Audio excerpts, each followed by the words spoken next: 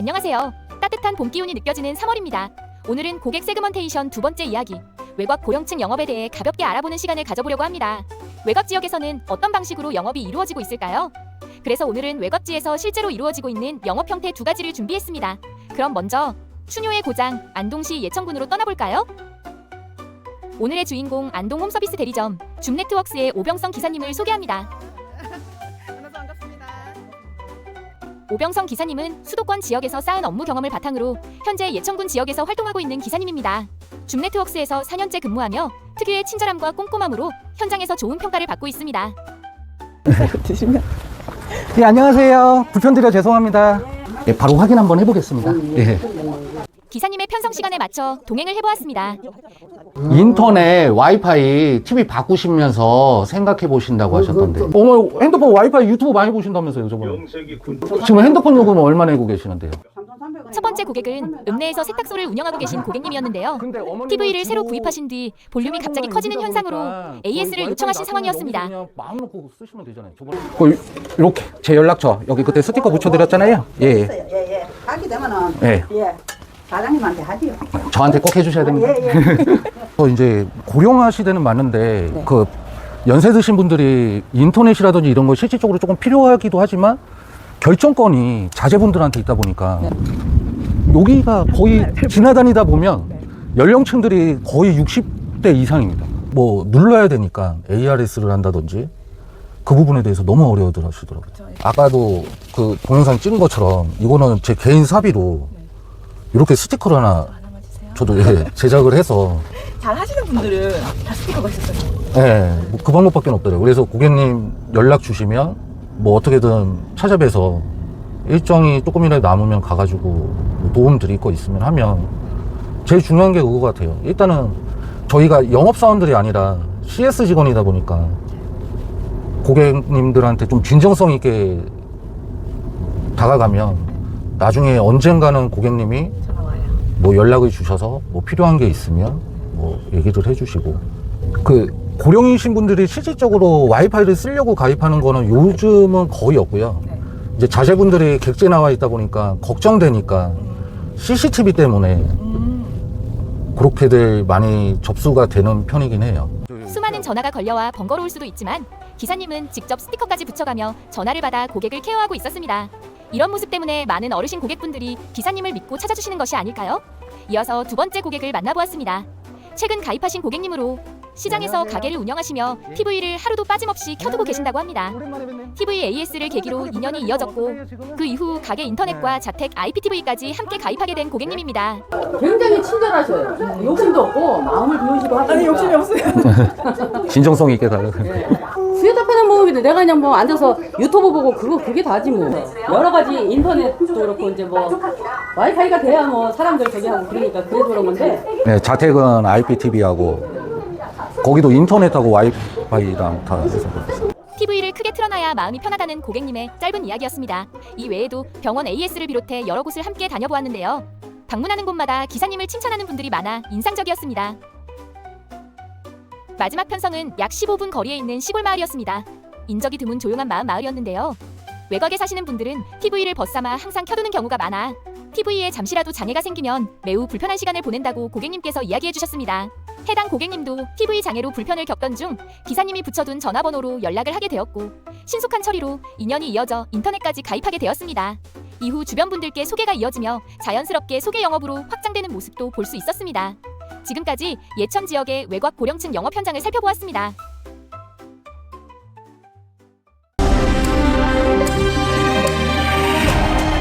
중부 지역 아파트 단지의 8VSB 가격 인상 프로젝트가 성공적으로 진행됩니다.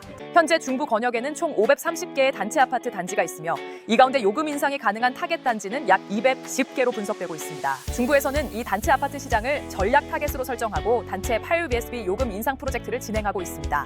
이 프로젝트 설명 특히 올해 1월부터 일부 단지에서 의미 있는 성과가 발생하고 있는데요. 대표적으로 위덕삼성, 선화청구, 삼성강변, 용강주공 단지에서 지속적인 가입 성과가 이어지고 있습니다. 특히 선화청구의 경우 인터넷 30건, 디지털 103건이라는 놀라운 성과를 거두었습니다.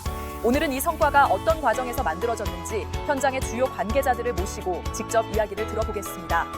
특히 선화청구 단지의 성공은 영업팀 배한훈 팀원의 노력 덕분입니다. 배한님 인사해주세요. 안녕하십니까. 대구 경북영업팀 배한훈입니다. 오늘의 첫 번째 주인공 대구 경북 경업팀 RM 배한훈님을 만나보실까요? 단체 아파트에 저희가 영업 인상을 필수적으로 해야 되기 때문에 그래서 사명을 갖고 저희 일을 하고 있습니다. 근데 뭐 불만을 많이 갖고 있지만 그래도 이게 강제가 아니다. 어차피 우리가 금액은 딱 정해져 있고 요 변동은 안 되고 요 정해져 있는 금액에서 나머지 선택은 주민분들 좀 할 수 있게 협조 좀 해달라. 그 회사에 우리가 방송 공급을 우리가 하고 있고 우리가 이제 주체이기 때문에 영업 인상을 하기 싫으면 자연의 경우는 개별을 갈 생각을 해야 됩니다. 개별을 가더라도 5천원 엮을 생각을 해야 됩니다. 끈기 있게 계속 포기하지 않고 힘이 하면 되지 않을까 생각이 듭니다. 감사합니다. 선화청구 단지가 다른 개소에 비해 성과가 우수했던 이유는 약 10년 동안 재계약이 이루어지지 못했기 때문입니다. 계약 조항의 자동갱신 구조로 인해 과거 관리소에서 요금 인상 재계약을 강하게 거부해왔기 때문인데요. 하지만 배한훈님은 포기하지 않고 1년 동안 지속적으로 방문하고 설득하며 결국 재계약을 이끌어낼 수 있었습니다. 입주민들은 문제가 생기면 업체보다 먼저 관리사무소를 찾습니다.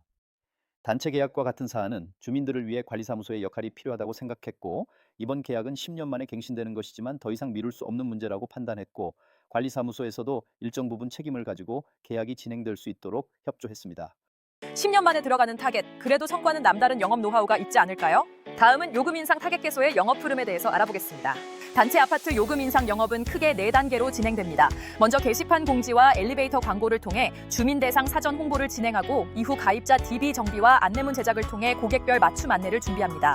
다음으로 동의서 작업을 기반으로 댁내 진입과 상담 접점을 만들고 마지막으로 미동의 세대와 부재 세대에 대해서는 추가 접촉을 통해 재진입을 이어가게 됩니다. 이와 같은 단계로 영업이 진행되는데요.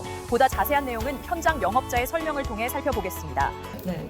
처음에는 일단 주민들한테 이러한 내용으로 재계약을 한다는 내용을 게시판이나 엘리베이터에 게시를 하고 그다음으로 이제 DB를 정비를 해서 이제 가입자 우리 가입자하고 비가입자 뭐 이런 거를 선별을 해가지고 거기에 맞는 안내문을 따로따로 붙이는 거지.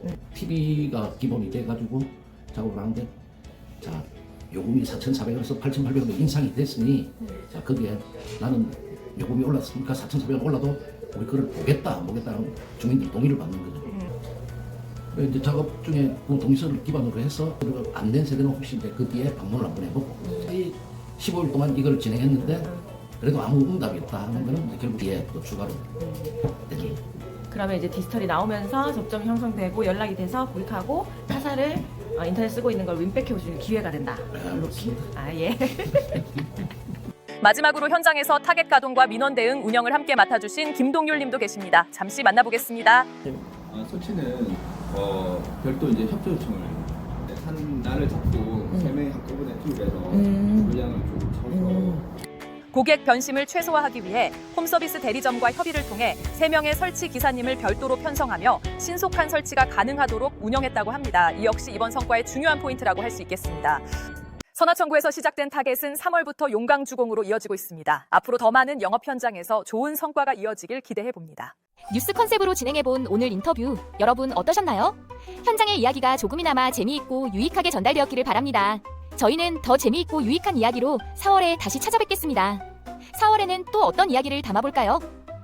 지금까지 중부 전파 여신이었습니다.